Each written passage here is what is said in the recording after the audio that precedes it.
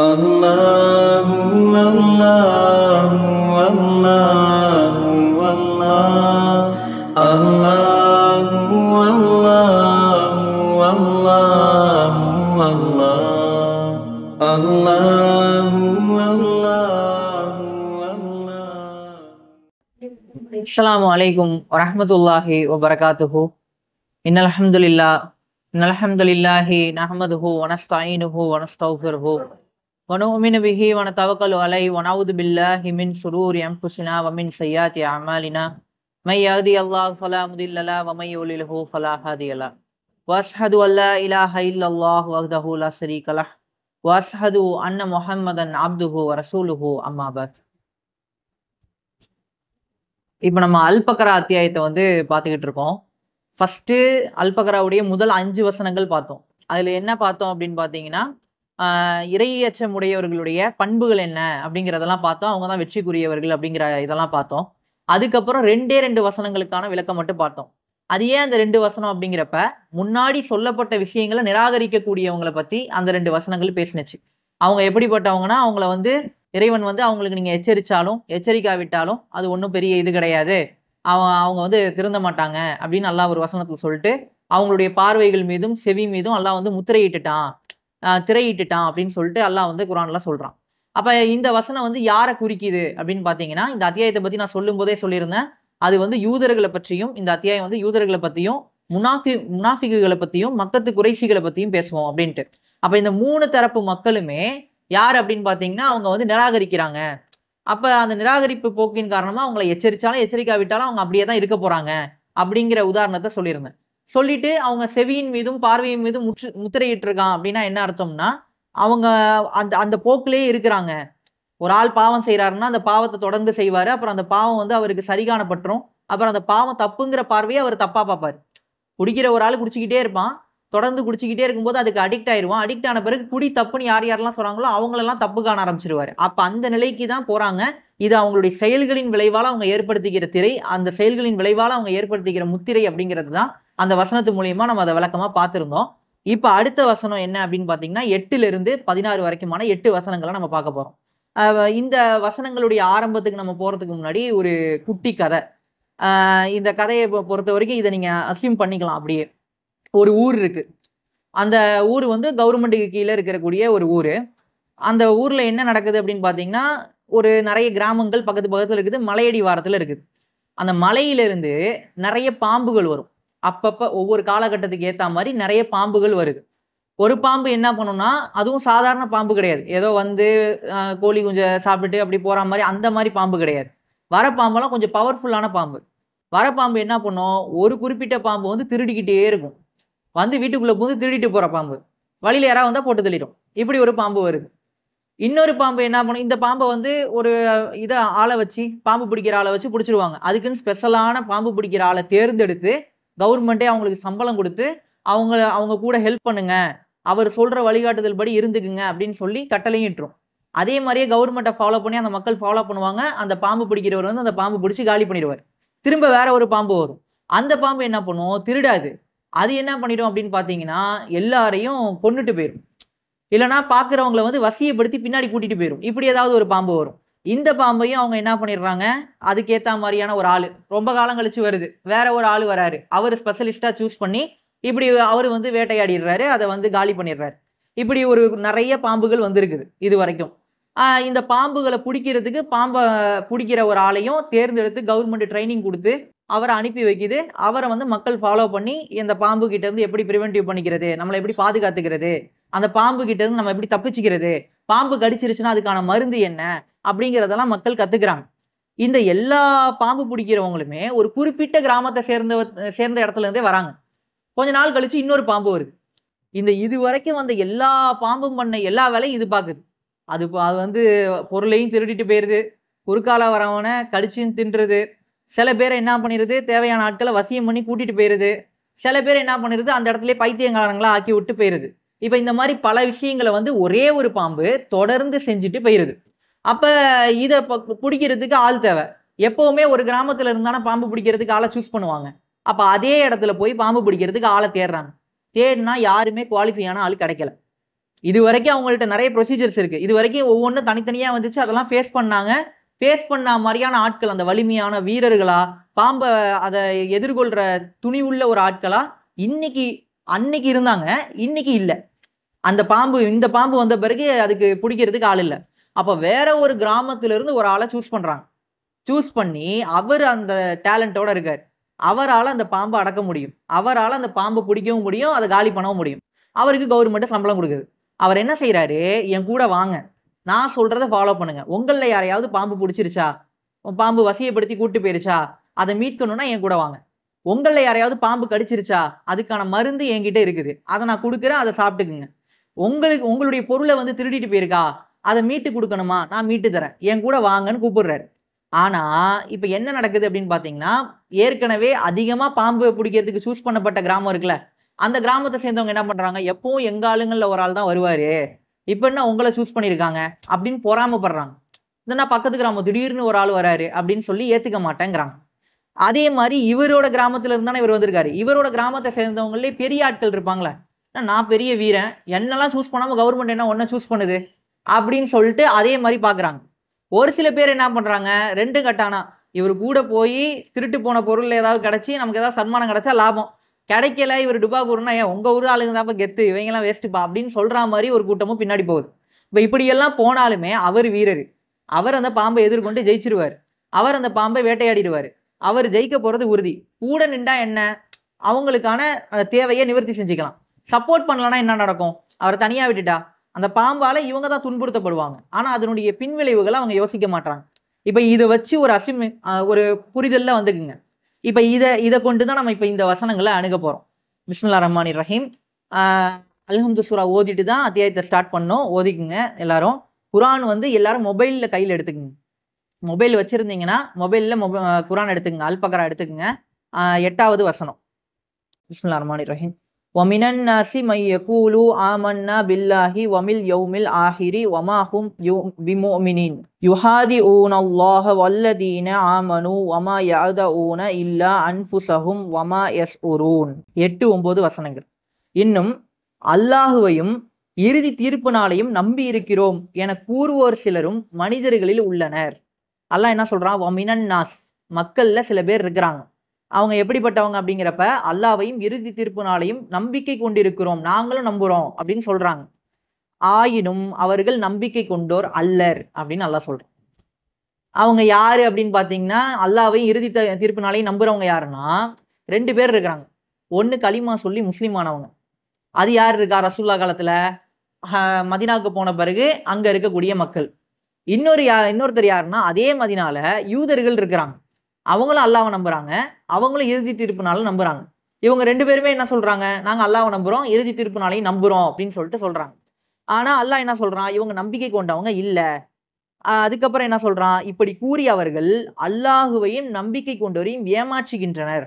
ஆனால் உண்மையில் அவர்கள் தம்மை தாமே ஏமாற்றிக் கொள்கின்றனரே அன்றி வேறில்லை. எனினும் இதனை அவர்கள் உணர்வதில்லை அப்படின்னு சொல்லிட்டு அல்லாஹ் சொல்றான். இப்ப அல்லாஹ்வுடைய தூதரை யார் நிராகரிக்கிறா, 2 பேரும் நிராகரிக்கிறாங்க. மதீனாவுக்கு ரசூலுல்லாஹ் போயிட்டாங்க. போன இடத்துல 2 விதமான மக்கள் நிராகரிக்கிறாங்க. ஒருத்தர் யாரு அப்படின்னு பாத்தீங்கன்னா, அந்த மதீனால இருந்த முனாஃபிக்குகள், நயவஞ்சகர்கள். அவங்க ஏன் நிராகரிக்கிறாங்க அப்படின்னு பாத்தீங்கன்னா, அதுல ஒரு குழு இருக்குது.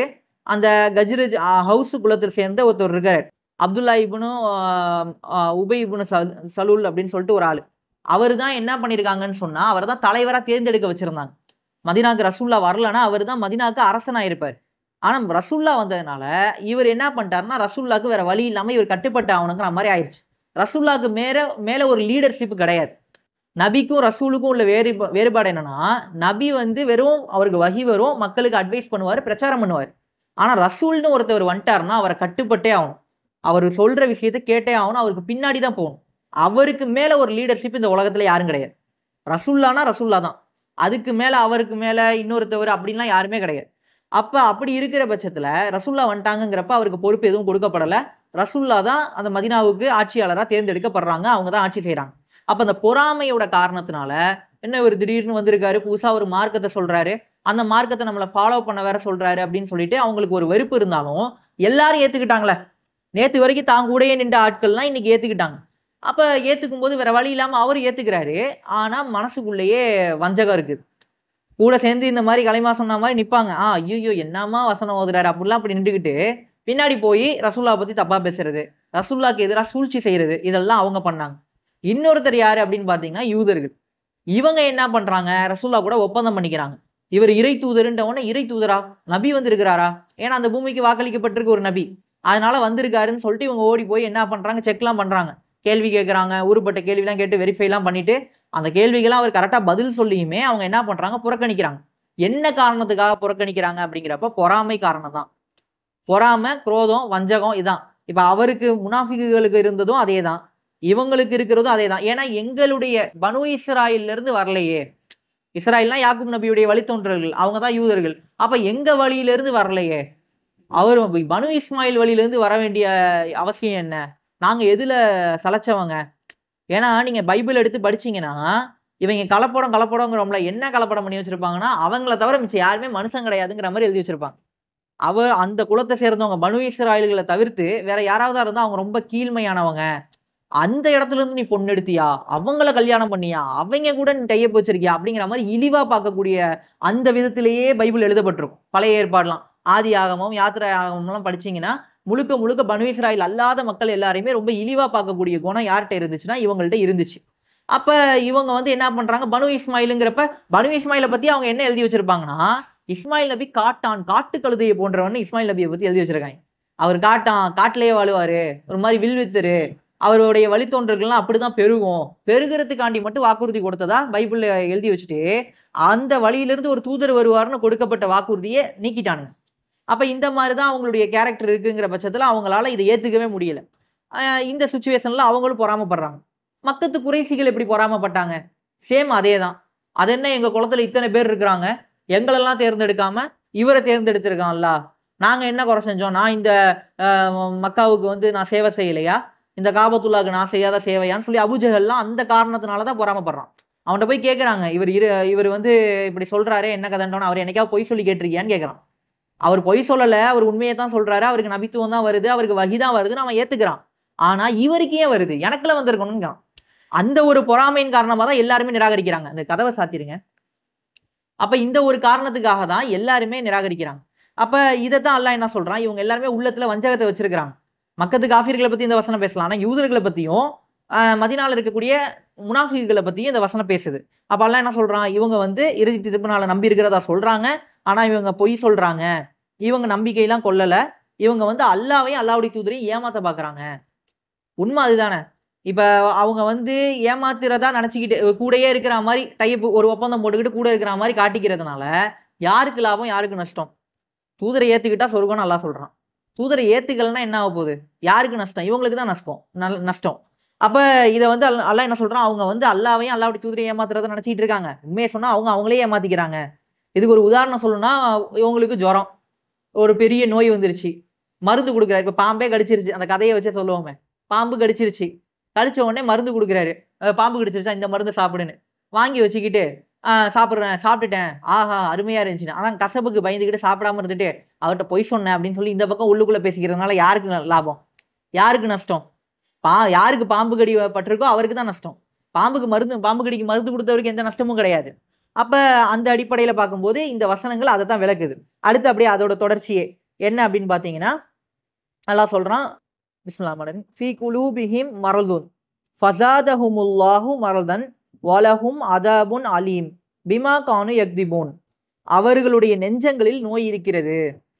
மரலுன் அப்படின்னு சொல்லி அல்லாஹ் அந்த மரதுன் அப்படிங்கிற வார்த்தையை பயன்படுத்துறான். இது என்ன அப்படிங்கிறப்ப குரோதம், பொறாமை இந்த மாரியான இந்த மாரியான மீனிங் எங்கெங்கலாம் கிடைக்குமோ அதுக்கெல்லாம் அந்த மரலுன் அப்படிங்கிற வார்த்தையை அல்லாஹ் வந்து பயன்படுத்துறான்.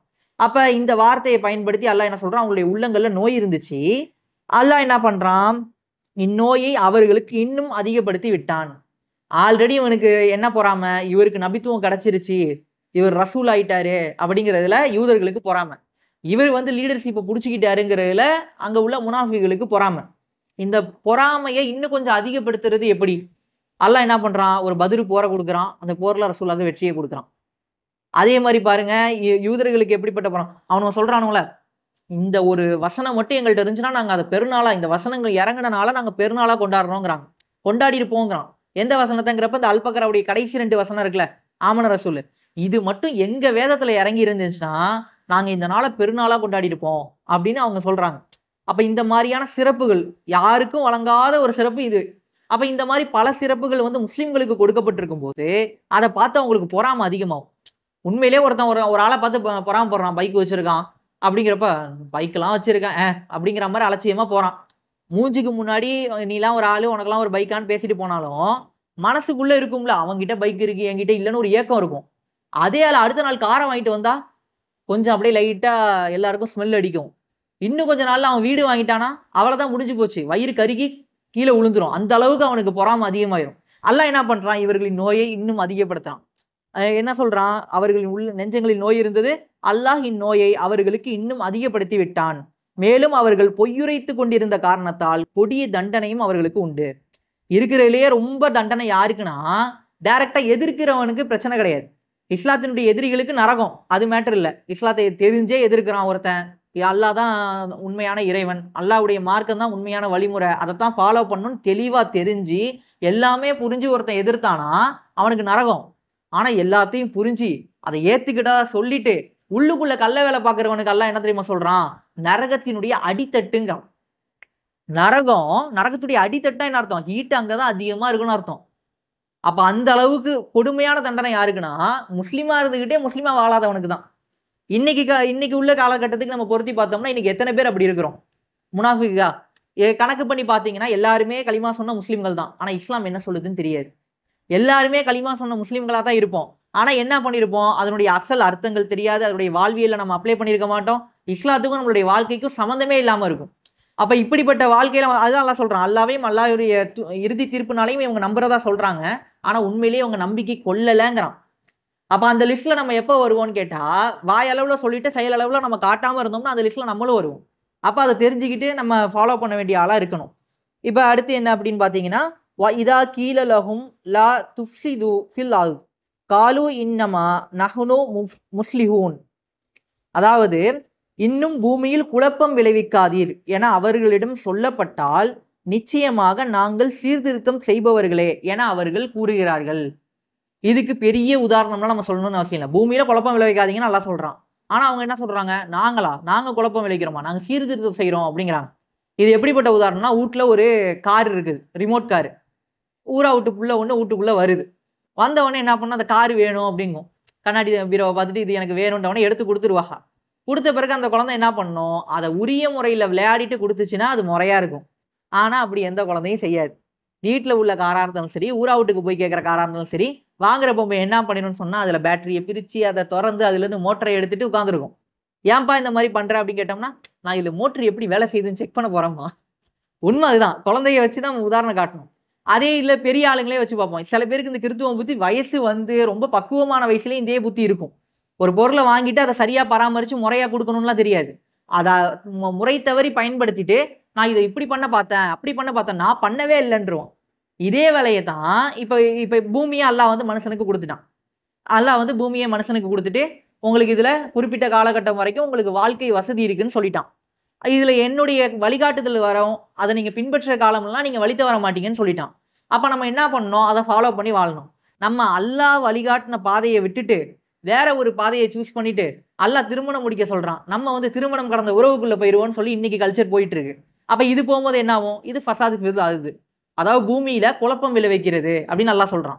அதே மாதிரி பாருங்க, என்னென்ன முறைகள்லாம் அல்லாஹ் வழிகாட்டுறானோ, இப்படிதான் சாப்பிடணும், இப்படிதான் தூங்கணும், இன்னென்ன முறையில வேலை பார்க்கணும், இன்னென்ன ஹலாலான முறையில இப்படிதான் சம்பாதிக்கணும், ஹராம் கூடாது, என்னென்ன வழிமுறைகள்லாம் அல்லாஹ் வழிகாட்டுறானோ, எந்தெந்த துறைகளுக்கெல்லாம் அல்லாஹ் வழிகாட்டுறானோ, இந்த எல்லா விஷயங்களுக்கும் அல்லாஹ் வழிகாட்டினதுக்கு அல்லாம வேற ஒரு விஷயத்த ஒருத்தவங்க சூஸ் பண்றாங்க. இந்த குரானுக்கும் ஹதீஸுக்கும் ரசூலுல்லாஹ்வுடைய வழிகாட்டுதலுக்கும் இல்லாம வேற ஒரு விஷயத்த ஒருத்தவங்க சூஸ் பண்றாங்கன்னா அதுக்கு பேர் என்ன அப்படின்னு சொன்னா பூமியில் குழப்பம் விளைவிப்பது. ஆனா அவங்கள்ட்ட போய் கேட்டீங்கன்னா என்ன சொல்லுவாங்க, நாங்க சீர்திருத்தம் செய்யறோம் அப்படின்னு சொல்லுவாங்க. இன்னைக்கு என்ன பண்றாங்க, இன்னைக்கு உள்ள கல்ச்சரை மாத்துறாங்க. ஆணும் கல்யாணம் பண்ணிக்கிறாங்க, பெண்ணும் கல்யாணம் பண்ணிக்கிறாங்க. இதுல கூத்து என்னன்னா, இதெல்லாம் வந்து இயற்கைன்னு வேற பேசிடுறாங்க. பேசிட்டு என்ன பண்றாங்க, இதெல்லாம் போகாத குறைக்கு இதெல்லாம் ரொம்ப முத்தி போய் அமெரிக்காக்கெல்லாம் போய் பார்த்தீங்கன்னா திடீர்னு ஒருத்தன் அப்படியே பூனை கணக்கா மியாவுன்னு கத்திக்கிட்டு அப்படியே முட்டி போட்டு நடந்து போவான், குழந்தை கணக்கா. இந்த அஸ்மா தவழ்ற மாதிரி தவழ்ந்து போவான். ஏன்டா இப்படி தவழ்ந்து போற அப்படின்னு கேட்டோம்னா, நான் பூனை, ஏன்னா நான் பூனையாக உணர்கிறேன் அப்படிம்பான். இன்னொருத்தன் நாய் மாதிரி குலைச்சிக்கிட்டு இருப்பான். ஏன்டா குலைக்கிறேன்னு கேட்டா, நான் நாயாக உணர்கிறேன்பான். ஒருத்தன் பெரிய கிழவன், சொட்டை விழுந்துருச்சு, அவன் டயப்பரை மாட்டிக்கிட்டு தொட்டியில கிடக்குறான். ஏன்டான்னு கேட்டா, நான் குழந்தையாக உணர்கிறேன்னுங்கிறான். இப்படி பைத்தியக்காரனாவே எல்லாரும் மாறிட்டானுங்க. அவனுங்கள்ட்ட போய் கேட்டா, பாலினங்கள் எத்தனை அப்படின்னு கேட்டா எல்லாரும் என்ன சொல்லுவான், ஆண் ஒண்ணு பெண்ணு ஒண்ணும்போம். இல்ல இந்த இந்தியன் கவர்மெண்ட்டோ இல்ல மத்த கவர்மெண்ட்லாம் 3ஆம் பாலினம்னு ஒரு குரூப்பை சேர்த்து சொல்லுது. ஆனா இஸ்லாம் படி 2 பாலினம் தான். ஆணு பொண்ணு அவ்வளவுதான், வேற பாலினங்கள் கிடையாது. ஆனா அவன்கிட்ட போனா 79 இருக்குங்க அப்படிங்கிறான். என்னடா 79? பூனையா உணர்றவன் ஒரு கேட்டகரி, பூச்சா உணர்றவன் ஒரு கேட்டகரி, கோழியா உணர்றவன் ஒரு கேட்டகரி, பைத்தியக்காரனாவே மாறிட்டானுங்க. அப்ப இதெல்லாம் என்னன்னா அல்லாஹ்வுடைய வரம்புகளை மீறுறது. இதெல்லாம் அல்லாஹ் வழிகாட்டின விஷயங்களை மீறுறது. இப்படி மீறி விட்டு அவன்கிட்ட போய் கேட்டீங்கன்னா சொல்லுவான், இதுதான் சீர்திருத்தம். ஒரு காலத்துல நீங்க என்ன பண்ணீங்க, நீங்க சும்மாவா இருந்தீங்க, வடிவேல் காமெடி பார்த்தது இல்ல, அவனா நீன்னு சொல்லி கிண்டல் அடிச்சீங்க எங்களை, இன்னைக்கு பாருங்க அவனும் மனுஷன் தானேன்னு சொல்லி காஞ்சனா படத்துல நீங்க டைலாக் வச்சீங்களா, எதனால, நாங்க செஞ்ச புரட்சினால வந்துச்சுன்னு இவன் பேசுவான். உண்மை சொன்னா அது சீர்திருத்தம்னு பேசுவான். ஆனா அது சீர்திருத்தம் கிடையாது, அதுதான் குழப்பம். அதுதான் அல்லாஹ் சொல்றான், நீங்க வந்து சீர்திருத்தம் செய்யறதா சொல்லி பண்ணுவான், ஆனா இவன் குழப்பம் செய்யறானுங்க அப்படின்னு அல்லாஹ் சொல்றான். அடுத்து அந்த சொன்ன உடனே இவன் இந்த மாதிரி சீர்திருத்தம் செய்யறவங்க அப்படின்னு சொன்ன உடனே அல்லாஹ் சொல்றான், அலா இன்னஹும் ஹுமுல் முஃப்ஸிதூன வலாக்கின் லா யஸ்உரூன், எச்சரிக்கை, நிச்சயமாக அவர்கள்தான் குழப்பவாதிகள். தெளிவா புரிஞ்சுக்கோ, இவன் தான் குழப்பவாதி, இவன் தான் குழப்பம் பண்றான். ஆயினும் இதனை அவர்கள் உணர்வதில்லை. சேம் அந்த காலகட்டத்துக்கு எடுத்துக்கிட்டிங்கன்னா இவங்க என்ன பண்ணுவாங்க, நாங்க வந்து சீர்திருத்தம் செய்யறோம்னு சொல்லி தான் யூதர்கள் என்ன பண்றாங்க, அவங்க இஸ்லாத்துக்கு மாறா நடந்துக்கிறாங்க. ஏன்டா அப்படி நடந்துக்கிற அப்படின்னு கேட்டோம்னா, அவன் என்ன பண்றான், நான் இது எங்களுக்கு வழிகாட்டப்படல, நாங்க பனு இஸ்ராயலுடைய வழித்தோன்றல்கள், எங்களுக்கு இது கொடுக்கப்பட்டுச்சு, அதுதான் நாங்க ஃபாலோ பண்றோம்னு பேசுவான். அதைத்தான் இன்னைக்கு வரைக்கும் பேசுறான். இன்னைக்கு போய் என்ன பண்றான், இஸ்ரேல்ல போய் உட்கார்ந்துருக்கான். எப்படிடா நீ அங்க போன, எதுக்குடா போன, அங்க இருந்த மக்கள் அடிச்சு துரத்திட்டு அங்க உள்ள கவர்மெண்ட்டுக்குலாம் காசை கொடுத்து ஆட்டையை போட்டு அந்த இடத்த அபகரிச்சு இப்போ போய் உட்காந்துருக்கான். அதை இன்னைக்கு நிறைய கிறிஸ்தவர்கள் சரி கண்டு பேசிக்கிட்டு இருக்காங்க. ஆனா யதார்த்தத்துல அது அநியாயமான முறை. இன்னைக்கு அத்தனை காசா குழந்தைகளை கொண்டுகிட்டு இருக்கான். இதெல்லாம் பண்ணிட்டு அவன் என்ன சொல்றான், நாங்க சீர்திருத்தம் செய்யறோங்கிறான், நாங்க முறையா நடந்துகிட்டு இருக்கோம், இங்க எல்லாருமே தீவிரவாதிகள், எல்லாரையும் கொல்றாங்க அப்படிலாம் பேசிக்கிட்டு இருக்கான். அப்ப இதெல்லாம் எடுத்து பேசணும்னா பெரிய வரலாறு, அது டீப்பா பேச முடியும். அப்ப இவங்க இன்னைக்கு வரைக்குமே சூழ்ச்சி செஞ்சுக்கிட்டு தான் இருக்காங்க. இவங்க எல்லா குழப்பமும் பண்றாங்க. ஆனா அந்த குழப்பத்தெல்லாம் பண்ணிட்டு நாங்க தான் சீர்திருத்தவாதிகள்னு சொல்லிக்கிறாங்க. இந்த மாதிரியான அஜெண்டாக்கள்லாம் வெளில வருதுல, ஆணு கல்யாணம் பண்ணிக்கிறது, பொண்ணு கல்யாணம் பண்ணிக்கிறது, இதெல்லாம் யோசிச்சு பார்த்தீங்கன்னா எல்லாத்துக்கு பின்னாடி இவனுங்களுடைய ஒரு கையாடல் பின்னாடி இருக்கும். 1992ல தான் முதல்ல எல்ஜிபிடி ஊர்வலம் நடக்குது. இந்த வானவில் ஊர்வலம் ஜூன் மாசம் கடைசி வாரத்தில் நடப்பாங்க. எல்லாரும் ஊர்வலம் போவானுங்க. இன்னைக்கு அது கொண்டாட்டமா மாறிடுச்சு. முதல்ல என்ன ஆகுதுன்னா, இந்த மாதிரி ஓரின சேர்க்கையாளர்களை எவனோ போட்டு சாத்துன்னு சாத்திட்டான். சாத்துனவனே அதுக்காண்டி அமைதி ஊர்வலம், கண்ணீர் ஊர்வலம் சொல்லிட்டு சோகமா நடந்த ஊர்வலம் அது. 1872லயோ எங்கேயோ அந்த 1972லயோ என்னமோ நடக்குது. அந்த காலகட்டத்தில் நடக்குது. அது நடந்து ஒரு 2 வருஷத்துல இஸ்ரேல்ல நடக்குது. அங்க யாரையும் அடிக்கல. ஆனா அங்க ஏன் நடந்து கொண்டு போறான், எல்லாரும் பாத்துக்குங்க, நாங்களும் புரட்சியாளர்கள், நாங்களும் முன்னேறிட்டோம். உண்மையை சொன்னா இதெல்லாம் தடுக்கப்பட்டிருக்கா இல்லையா? சேம் இப்ராஹிம் நபிக்கு சேம் காலத்துல வாழ்ந்தவர் லூத் அலைஹிஸ்ஸலாம். லூத் அலைஹிஸ்ஸலாமுடைய சமூகம் அப்படிதான் அழிக்கப்பட்டிருக்கு. இப்படி அழிக்கப்பட்டிருக்குங்கிறது அவன் வேதத்திலயும் இருக்கு. அதுக்கப்புறம் கிறிஸ்தவர்களும் நம்புறாங்க, நாமளும் நம்புறோம். அப்ப நம்பின பிறகு அதை மறுக்கலாமா? அதை ஒரு கவர்மெண்ட்டா அவன் செய்யலாமா? ஆனா செய்யறான். அப்ப எல்லா குழப்பங்களுக்கு பின்னாடியும் யூதர்களுடைய சூழ்ச்சி இல்லாம இல்ல. அதனாலதான் அல்லாஹ் என்ன பண்றான், இந்த இடத்துல அவங்கள பத்தி பேசும்போது இதையும் சொல்றான், பூமியில சீர்திருத்தம் செய்யறதா சொல்லி பண்ணுவான், ஆனா இவனும் தான் குழப்பவாதி, தெரிஞ்சுக்கிங்கன்னு நல்லா சொல்றான். சொல்லிட்டு அடுத்த வசனம் என்ன சொல்றான் அப்படின்னு பாத்தீங்கன்னா, வ இதா கீல லஹும் ஆமினு கமா ஆமனன் நாசு காலு அனுமினு கமா ஆமனஸ் சுஃபஹாஉ அலா இன்னஹும் ஹுமுஸ் சுஃபஹாஉ வலாக்கின் லா யாலமூன். இன்னும் மற்ற மனிதர்கள் ஈமான் நம்பிக்கை கொண்டது போல் நீங்களும் நம்பிக்கை கொள்ளுங்கள் என அவர்களிடம் சொல்லப்பட்டால், அதாவது மற்ற மனிதர்கள் எப்படி வந்து அன்சாரிகள் இஸ்லாத்தை ஏத்துக்கிட்டாங்களோ, எப்படி முஹாஜிர்கள் இஸ்லாத்தை ஏத்துருக்காங்களோ, அந்த மாதிரி நீங்க ஈமான் கொள்ளுங்க அப்படின்னு அவங்கள்ட்ட சொல்லப்பட்டுச்சுன்னா அவங்க என்ன சொல்லுவாங்க, மூடர்கள் நம்பிக்கை கொண்டது போல் நாங்களும் நம்பிக்கை கொள்வதா என்றே அவர்கள் பதில் சொல்கிறார்கள். எச்சரிக்கை, நிச்சயமாக இவர்கள் தான் மூடர்களாவர், ஆயினும் இதனை அவர்கள் அறிவதில்லை. என்னைக்குமே முட்டாள் தான் ஊரை பார்த்து முட்டாள்னு கத்திக்கிட்டே இருப்பான். ஆனா அவனுக்கு தெரியாது அவன் முட்டாளுன்னு. எப்பவுமே நம்ம ஒரு விஷயத்துல தப்பு பண்ணிட்டோம்னு யாருக்கு தெரியும்? அது அறிவாளி உணர்ந்துப்பான், ஐயோ இது தப்பா பண்ணிட்டேன், சுட்டி காட்டும் போது புரிஞ்சுக்கிற மனப்பக்குவம் உள்ளவன் புரிஞ்சுக்குவான். ஒருத்தன் ஆல்ரெடி முட்டாள், அவன் பைத்தியம், அவனுக்கு ஒண்ணுமே தெரியாது, அட்ரஸ் போய் கேட்டுக்கிட்டே இருப்பான், இந்த அட்ரஸ் எந்த பக்கம் இருக்கு அப்படின்னு கேட்டுக்கிட்டே இருக்கான். ஆனா அவனுக்கு தெரியாது இப்படி ஒரு அட்ரஸும் இல்லை, இது நம்ம கேட்கறதுனால அது கிடைக்க போறதும் இல்லைன்ட்டு. ஆனாலும் அவன் கேட்பான். அதை இருக்கிறதா நம்பிக்கிட்டு இருப்பான். அந்த மாதிரியான பைத்தியங்கள் தான் இவங்க. இவங்க வந்து என்ன பண்ணுவாங்க, இறை நம்பிக்கை கொண்டவங்கள பார்த்து என்ன சொல்லுவாங்க, இவங்கள பார்த்து மூடர்களும்பானுங்க. இவங்க என்ன கைபு மறைவானவற்றெல்லாம் நம்புறானுங்க. கடவுளாம் பார்த்ததே இல்லையாம், கண்ல காட்டுன்னு சொல்றான், காட்ட மாட்றான். அதே மாரி பாருங்க, இவரு நபி வந்து விண்ணுலகம் பயணம் போனாராம். எப்படிப்பா எந்தெந்த ஊர்லாம் போனாரு அப்படின்னு சொல்லி கிண்டலா கேட்கறது. அப்புறம் என்ன ஜின் இருக்குதாம். அதுக்கப்புறம் என்ன மலக்குமார்கள் வந்து தூது சொன்னாங்களாம். அப்புறம் மறுமை நாள்னு ஒண்ணு இருக்காம். செத்த பிறகு நம்ம உயிர் தெழுந்து எழுவோமா, கேள்வி கணக்கு நடக்குமா, இதெல்லாம் நம்பிக்கிட்டு இருக்கானுவோ. இவனுவோ நம்புற மாரி நான் நம்பணுமா? இப்படி கேலி கிண்டல் செய்வானுங்க. அப்ப இ இ யூதர்களுக்கு எப்படிப்பட்ட கேலி கிண்டல்னா, ரசூலுல்லாவ நம்புறானுங்க. அதுவே அவங்களுக்கு கேலி கிண்டல் தான். ஏன்னா இவைங்கள பொறுத்தவரைக்கும் என்ன, நபினாலே பனு இஸ்ராயேல் தான். இப்ராஹிம் நபிக்கு அப்புறம் இஸ்ஹாக்கு. இஸ்ஹாக்கு அப்புறம் வரிசையா வந்த எல்லா நபியும் பனு இஸ்ராயேல் தான். வேற எந்த சமூகத்துக்கும் நபி அனுப்பப்படல. இங்க இருந்து தான் வந்துச்சு. வரிசையா தொன்று தொட்டு வருது. இப்போ பார்த்தீங்கன்னா, யூசுப் நபி வராரு. யூசுஃபுக்கு அப்புறம் மூசா வராரு. மூசாக்கு அப்புறம் மூசா, ஹாரூன், அதுக்கப்புறம் அப்படியே வழித்தோன்றல் வந்துகிட்டே இருக்குது நபி. ஈசா நபியோட முடியுது. ஈசா நபி முடிஞ்சதுக்கு அப்புறம் நேரா அடுத்த நபி இந்த பக்கம் வந்துருச்சு. பனு இஸ்மாயிலுக்கு வந்துருச்சு. அப்ப அவனுங்க என்ன பண்றானோ, இதுவரைக்கும் வந்த நபிலாம் எங்க ஊரு தான். எங்க ஆளுங்க தான். அது எப்படி உங்க ஆளுங்க? இப்படி ஒருத்தர் சொல்றாருன்னா அது பொய்யா தான் இருக்கும். இன்னைக்கு உள்ளவன் மறுக்கிறான். மறுத்துட்டு என்ன சொல்றான்? இதெல்லாம் அவன் கேலி கூத்தா நினைக்கிறான். அப்ப என்ன பண்றான்? குர்ஆனை ஏத்துக்கடா. உன்னுடைய வேதத்தை அது உண்மைப்படுத்துது. உன்னுடைய வேதத்தை அது வந்து உன்னுடைய வேதத்தில் நீ கையாளர் பண்ண விஷயங்கள திருத்தி சொல்லுது. இத நீ ஏத்துக்கன்னு சொன்னா, இவன் நம்புற மாரி நான் நம்பணுமா? இவன் சொல்றதெல்லாம் நான் கேட்கணுமா? இவரு வழியா வந்ததெல்லாம் நான் புரிஞ்சுக்கணுமா? எனக்கு அவசியம் இல்லம்மா. அப்ப இந்த மாரியான கருத்தை இவன் சொல்றான். முனாஃபிக்குகள் என்ன பண்ணுவாங்க? இன்னைக்கு முஸ்லிமா பேரு வச்சுக்கிட்டு நெறைய பேர் இருக்கிறாங்க. அவங்கள்ட்ட போயி இந்த மார்க்க விவகாரங்கள்ல சில விஷயங்கள முன் வச்சீங்கன்னா, எல்லாத்தையுமே அப்படியே நிராகரிச்சுருவாங்க. சில ஹதீஸ்லாம் இருக்கும். சில ஹதீஸ்ல எப்படி இருக்கும் அப்படின்னு பார்த்தீங்கன்னா, கருஞ்சீரகம் சாப்பிட்டீங்கன்னா, மரணத்த தவிர எல்லாத்துக்கும் அது மருந்து அப்படின்னு ஒரு ஹதீஸ் இருக்கும். இத என்ன பண்ணுவாங்க? போயி மக்கள்ட்ட வைக்கணும். அறிவியலாளர்கள்ட்ட வைக்கணும். உண்மைய சொன்னா, அறிவியல் பூர்வமா நிரூபிக்கப்பட்டதா அப்படிம்பாங்க. உண்மையிலேயே அறிவியல் பூர்வமா எது நிரூபிக்கப்படும்? நீங்க ஆய்வு செஞ்சா தான் நிரூபிக்கப்படும். ஆய்வே செஞ்சிருக்க மாட்டான், அறிவியல் ரீதியா. போய் கேட்கறது, அறிவியல் பூர்வமா இதுல ஏதாவது சான்று இருக்கா? இல்லம்பான். ஏன்னா செஞ்சா தானே இருக்கும். அப்ப அவன்ட்ட போய் இல்லன்ட்டான். எய்த்தாப்புல விவாதம் பண்றதுக்கு எவனா வந்து உட்கார்ந்துகிட்டு கருஞ்சீரகம் தின்ட்டா சாவ தவிர எல்லாத்துக்கும் மருந்தா? இந்தா கேன்சர் பேஷண்ட்க்கு இத குடுத்து சரி பண்ணும்பான். அதுக்கு என்ன அர்த்தம்? கேன்சருக்கும் இதுல மருந்து இருக்கு. மத்த விஷயத்துக்கும் இதுல மருந்து இருக்கு. எல்லாமே பிரிவென்டிவ் தான். ஒரு நோய் வந்த பிறகு ஒரு ஆளுக்கு போய் சாவுற நேரத்துல போய் எதையுமே பண்ணி சரி பண்ண முடியாது. அது வரத்துக்கு முன்னாடியே தற்காத்துக்கிறதுக்கு இதுல மருந்து இருக்கு அப்படிங்கிறது தான் நம்ம அதுலேருந்து எடுத்துக்க முடியும். அப்ப அதை கொண்டு போய் வைக்கும்போது, இத கொண்டு போய் வைக்க முடியாது மக்கள் மன்றத்துல அப்படிங்கிறதுக்காண்டி நிராகரிப்பாங்க. இத நம்புற ஒருத்தனை பார்த்து என்ன பண்ணுவாங்க? இது பொய்யான ஹதீஸ்ன்னு சொல்லி நிராகரிப்பாங்க. அதே மாரி பல விஷயங்கள். இப்போ உதாரணத்துக்கு அஜ்வா பேரிச்சம்பழம் திண்டா விஷத்த முறிச்சிருங்கிறாங்க ரசூலுல்லாஹ். ஒரு ஹதீஸ் வருது, ஓதி ஊதி பாம்பு கடியே சரி பண்ணியிருக்காங்க. இப்ப இதெல்லாம் யார் நம்புவா? இறையச்சம் உடையவங்க நம்புவாங்க. ஏன்னா இது எப்படி? குர்ஆனுக்குன்னு ஒரு மறைவு இருக்கு. குர்ஆன் அல்லாஹ்வுடைய வார்த்தை. இத சொன்னா சரியாகுங்கிறது ஒரு மூமினுடைய நம்பிக்கை. ஆனா யார் நம்ப மாட்டா? இதெல்லாம் வந்து சாத்தியம் இல்லாதது. ஒரு தூதர் செஞ்சிருந்தா வேணா சாத்தியம். நமக்கெல்லாம் அது சாத்தியம் இல்ல. அப்படிங்கிற மாரியான பேச்சு பேசி அதெல்லாம் மறுக்கிறாங்கல்ல.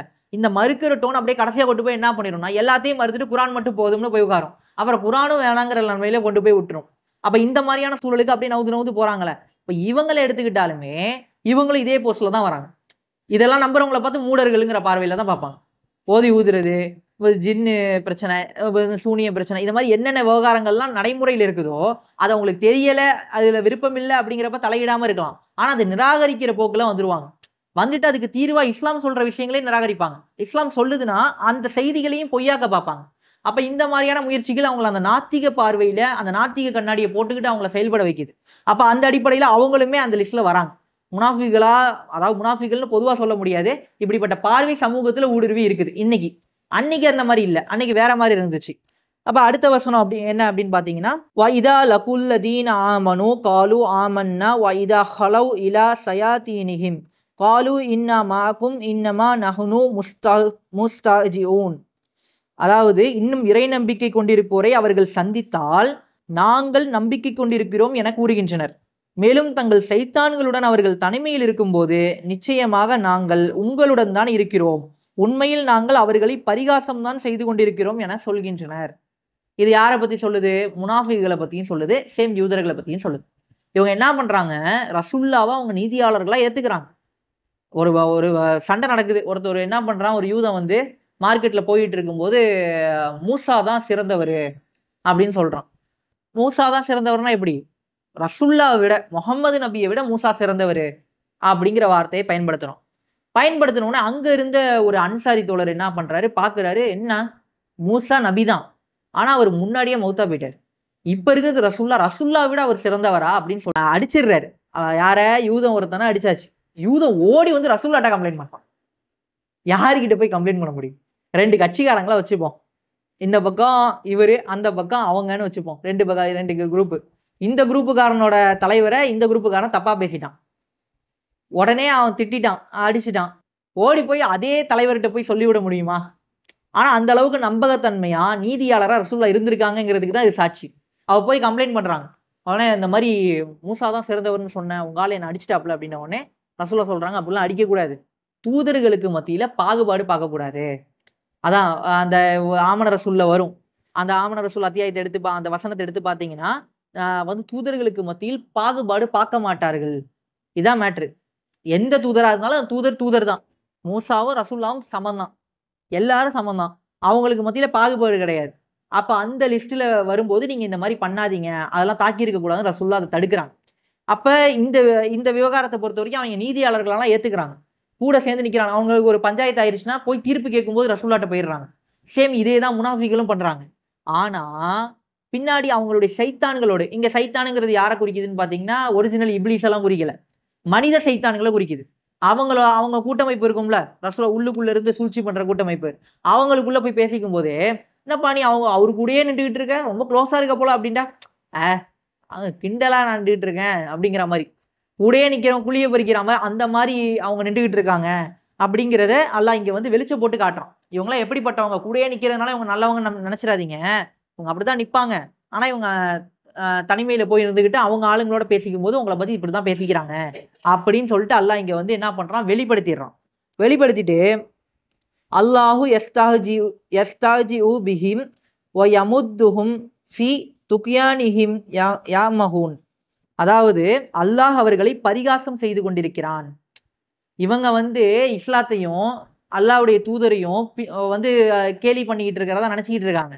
உண்மையை சொன்னா அல்லாஹ் தான் இவங்கள கேலி பண்ணிக்கிட்டு இருக்கான். பைத்தியக்காரன் பார்த்துக்கிட்டு இருக்கேன். இந்த மாதிரி பண்ணிக்கிட்டு இருக்கான். ஒரு ஆள புடிக்கல. என் மவன வந்து இன்னொரு பையனுக்கு புடிக்கல.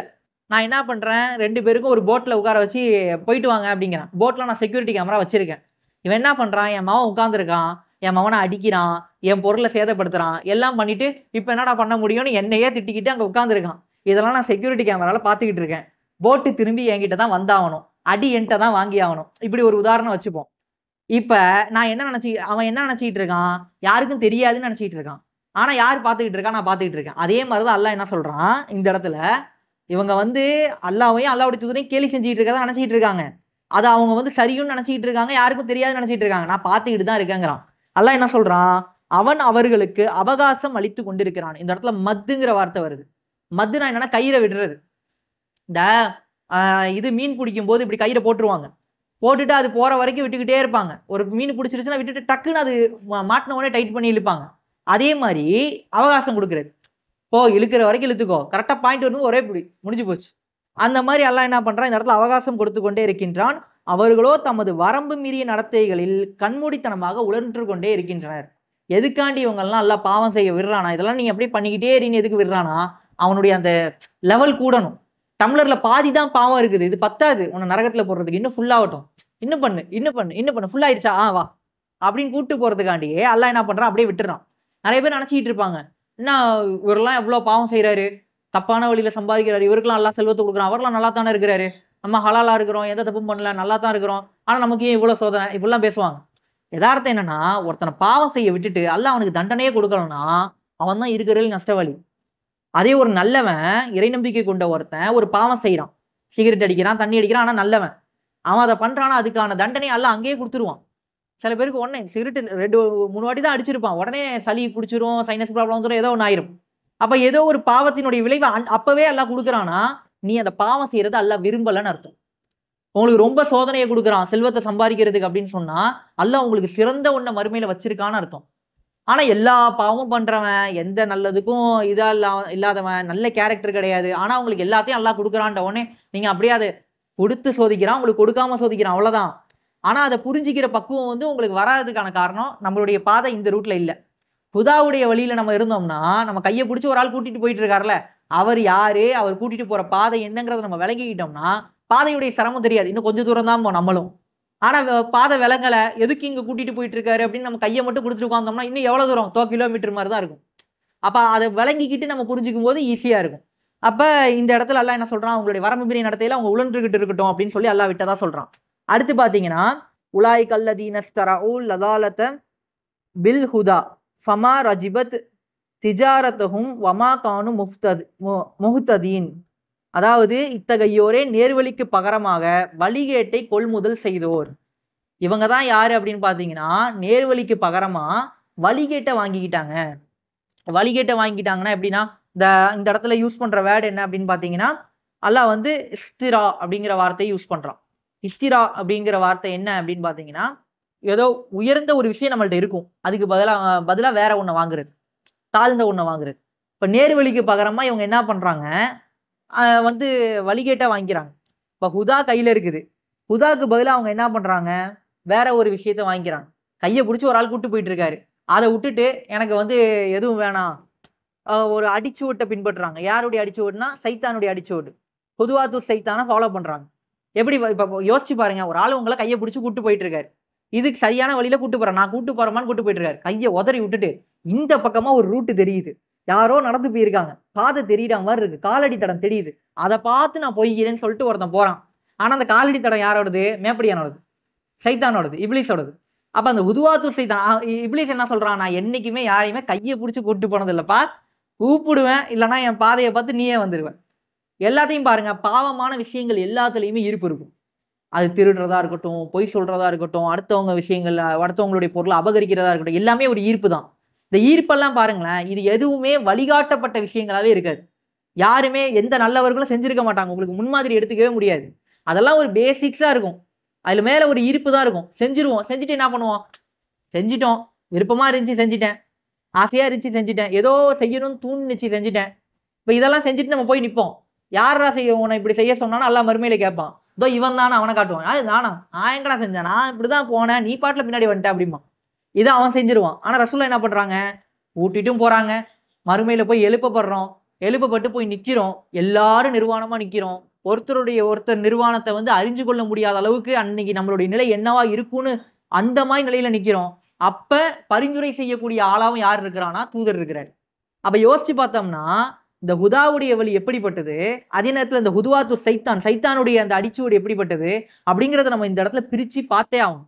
எதார்த்தத்துல பாருங்க, ஆரம்பத்துல இருந்து ஒரே ஒரு குணம் தான் மனிதன சத்தியத்தை ஏற்க விடாம தடுத்துக்கிட்டே இருக்கு. எது அப்படின்னு பார்த்தீங்கன்னா, இந்த பெருமை குணம் தான். யோசிச்சு பாருங்க. இப்ப ஃபர்ஸ்ட் எடுத்த உடனே ஆதம் நபிய அல்லாஹ் வந்து படைக்கிறான். அல்லாஹ் வந்து ஆதம படைச்ச உடனே என்ன பண்றான்? ஆதமுக்கு எல்லாரும் சிரம்பணிங்கங்கிறான். ஏன் சிரம்பணிய சொல்றான்? அல்லாஹ்வுடைய ரூஹ் அதுல ஊதப்பட்டிருக்கு. அல்லாஹ்வுடைய அத்தாட்சி அது. அப்ப அதுக்கு நீங்க பணிஞ்சு போங்க. எல்லாரும் சஜிதா செய்யுங்கங்கும்போது ஒருத்தன் நிராகரிக்கிறான். யார்? இப்லீஸ். ஏன் நிராகரிக்கிறான்? அவன் மண்ணால படைக்கப்பட்டவன். நான் வந்து நெருப்பால படைக்கப்பட்டவன். அப்ப எனக்கு தான் உயர்வு ஜாஸ்தின்னு பேசுறான். அந்த உயர்வு பேசக்கூடிய அந்த இருமாப்பு குணம் இருக்குல்ல, அவன அந்த இடத்துல கொண்டு போய் நிப்பாட்டிருது. அவன் நரகத்திற்குரியவனா, சபிக்கப்பட்டவனா ஆக்கிருது. சேம் அதே மாரி பாருங்க, அல்லாஹ் ஒரு சமூகத்த தேர்ந்தெடுத்தான். எப்படிப்பட்ட சமூகம் அது? இப்ராஹிம் நபியுடைய வழித்தோன்றல். இப்ராஹிம் நபிக்கு 2 மகன்கள்ல ஒரு மகன தேர்ந்தெடுத்து, உன் வழியில நான் நபிமார்கள குடுக்குறேன். உனக்கு இந்த ஊர நான் வாக்களிக்கிறேன். இந்த ஊரு உனக்கு கிடைக்கும்லாம் சொல்லி, ஒவ்வொரு நபியா வராரு. ஒவ்வொருத்தரா வந்து அந்த சமூகத்துக்கு திரும்ப திரும்ப ஒரு ஆள வந்து அருள் செய்றான்ல. பாம்பு வருதுங்கிறத மேட்டர விட அவங்களுக்கு அது கௌரவமா இருக்குல்ல. பாம்பு பிடிக்கிற ஆளு எங்க கூட்டத்துல இருந்து வரான்ப்பா அப்படிங்கிறது. அப்ப அந்த அந்த அளவுக்கு கெத்தா அந்த இடத்த ஒரு சமூகத்த உருவாக்கிட்டு, பின்னாடி அதனுடைய பலவீனத்தினால அந்த சமூகம் ஒண்ணுமில்லாம போகுது. தூதர் வராரு. ஒவ்வொரு தூதரும் வராங்க.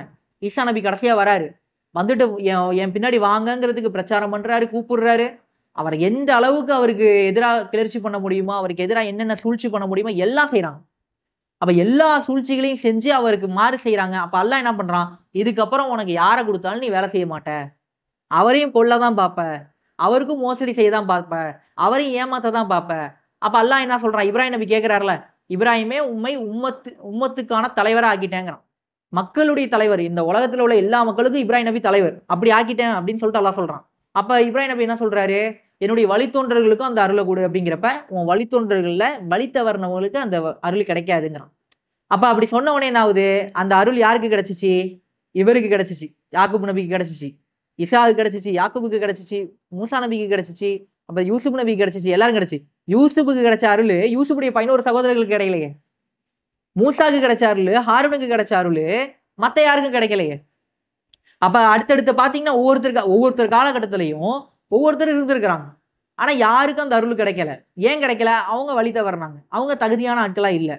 அல்லாஹ் என்ன பண்றான்? அதுக்கப்புறம் அல்டர்னேட்டா உங்களுடைய சகோதர சமுதாயம் யாரு? பனு இஸ்மாயில்ல இருந்து நான் உங்களுக்கு தூதரை தேர்ந்தெடுக்கிறேன், அவரையாவது ஃபாலோ பண்ணி, இவர் தான் கடைசி ஆளு, கடைசி ட்ரெயின் இதுதான், ஏறிக்கோ, ஏறினா ஊருக்கு வந்து சேர்ந்துருவ, இல்லைன்னா அவ்வளவுதான், நீ ரயில்வே ஸ்டேஷன்லேயே கடை அப்படின்னு சொல்லிட்டு அல்லாஹ் விட்டுட்டு போறான். அப்ப கடைசி தூதர் வந்து இவங்க நிராகரிக்கிறாங்க. நிராகரிக்கக்கூடியவங்களுடைய போக்கு எப்படி இருக்குங்கிறது தான் அல்லாஹ் என்ன பண்றான் இந்த இடத்துல நமக்கு அப்படியே பட்டியல் போட்டு காட்டுறான். அப்ப இந்த விஷயத்துல இந்த 16 வசனம் வரைக்கும், அந்த 8 வசனங்கள் இது வரைக்கும் போதும். இன்ஷா அல்லாஹ் மேற்கொண்ட வசனங்கள் எல்லாத்தையுமே பின்னாடி பார்ப்போம். கொஞ்சம் கொஞ்சமா பார்க்கும்போது தான் நமக்கு கொஞ்சம் தெளிவா புரியும். நம்ம அப்படியே ஒரே அடியா போனோம்னா அப்படியே போற போக்குல போயிடும். இப்ப இந்த அத்தியாயத்தை பொறுத்த வரைக்கும் உங்களுக்கு ஏதாவது சந்தேகம் இருந்தா சொல்லுங்க. வாஹித் தவானா அல்ஹம்துலில்லாஹி ரப்பில் ஆலமீன். அஸ்ஸலாமு அலைக்கும். சொல்லுங்க. பழைய செய்தி நான் சொன்னது எதுக்காகனா, அண்ணன் மறுத்திருக்காரு பிஜே. அது ரொம்ப வருஷமா மறுக்கப்பட்டே இருக்குது. அது அப்படியே தான் இருக்குது. கரிஞ்சீரகம் ப்ரூவ் பண்ணியிருக்காங்கிறது ஒண்ணு. ஆனா இன்னைக்கு வரைக்கும் இப்ப எப்படின்னா, சில பேர் அந்த அறிஞர்களை ஃபாலோ பண்றவங்க, அறிஞர் ஒண்ணு சொல்லிட்டாருன்னா அதுக்கு மாற்று கருத்தை எடுத்துக்க மாட்டாங்க. புரியுதா? அவங்க சொல்லிட்டாங்கன்னா அவ்வளவுதான், அது எங்க தலைவர் அவர் சொல்லிட்டாரு, அதுக்கப்புறம் மாற்று கருத்து இல்லம்பாங்க. அவர் மறுத்ததுக்கான காரணம் வந்து எதுவுமே கிடையாது. கரிஞ்சீரகத்தை அவர் ஆய்வு செஞ்சு இதுல மரணத்துக்கு மருந்து இல்ல, எதுக்குமே மருந்து இல்லைன்னு சொல்லிலாம் அவர் நிராகரிக்கல. அப்படிலாம் அவர் மறுக்கல. அவர் என்ன பண்றாரு? கிறிஸ்தவர்களோட விவாதத்துக்கு போய் உட்கார்றாரு.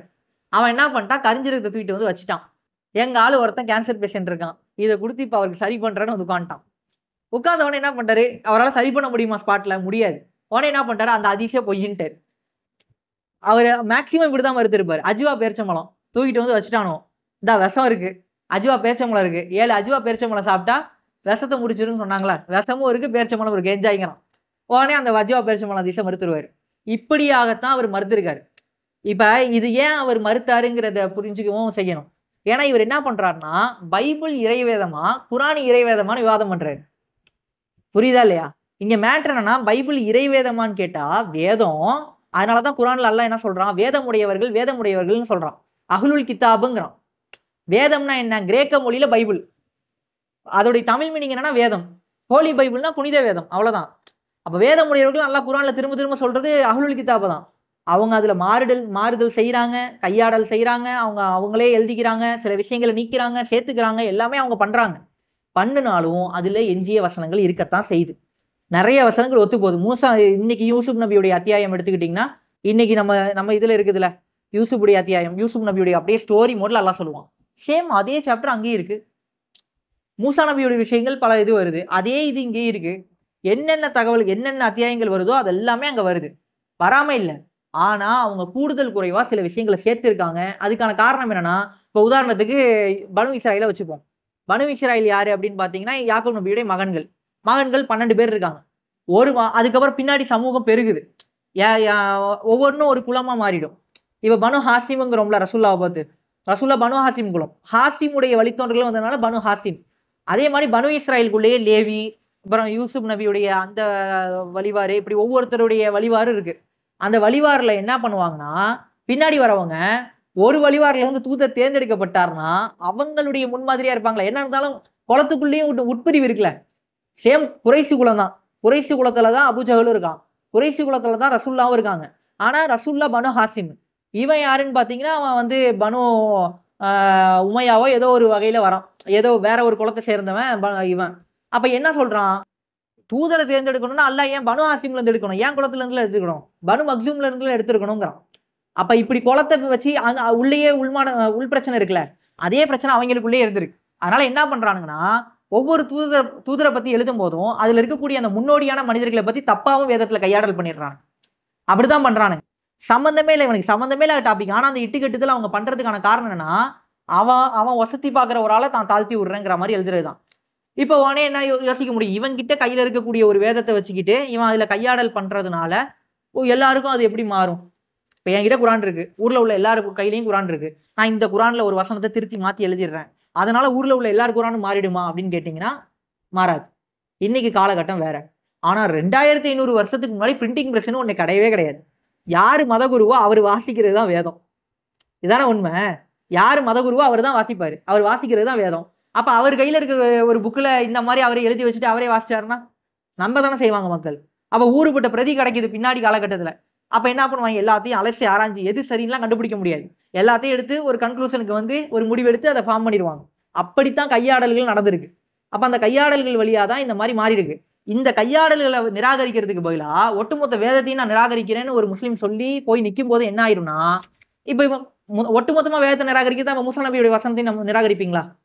மூசா நபி கைத்தடியை போட்டாரு, பாமா மாறுனுச்சுன்னு சொல்லி அங்க இருக்குது, அதை உண்மைப்படுத்தணும்ல, குரான் உண்மைப்படுத்துதுல. இல்ல நான் குரானை வச்சு அதை மறுப்பேன்டா எப்படி மறுப்பீங்க? அப்ப இதை பண்றதுக்காண்டி ஒருத்தர் விவாதத்துக்கு போனாருன்னா பிரச்சனை தான். அப்ப என்னத்துக்காண்டி விவாதம் பண்ணலாம்னா, ஏசு இறை மகனா, இதான் விவாதம் பண்றதுக்கான கரெக்டான டாபிக். அல்லாஹ் மறுக்கிறான். இதை குரான்ல என்ன சொல்றான், அல்லாஹ் ஒருத்தன் தான், அல்லாஹ்வுக்கு மகன்னு சொல்றது பெரிய அவதூறுன்னு சொல்றான்.